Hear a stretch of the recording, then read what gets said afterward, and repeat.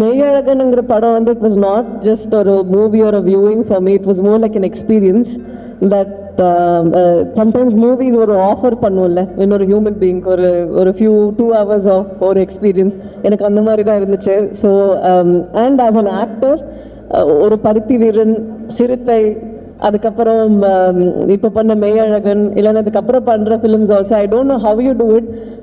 எனக்கு தெரிஞ்ச வரைக்கும் அவர் சொன்னார் how I give everything for love and வலியாக இருக்கட்டும் 100%. பட் அவர் கேரக்டர்ஸில் வந்து அவ்வளோ ஒரு பியூரிட்டி இருக்குது.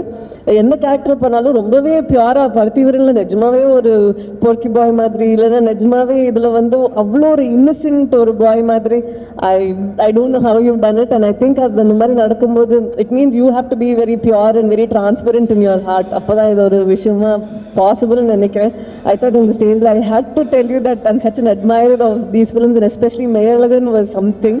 And thank you so much. நீங்கள் ஸ்வீட்டானை பற்றி சொன்னதுனால நான் இதெல்லாம் சொல்லலை. நிஜமாவே நான் உங்களுக்கு முன்னாடி இதெல்லாம் சொல்லணும்னு நினச்சேன், ஆனால் அது பயத்தில் அப்படி மறந்து போச்சு. ஆமாம்.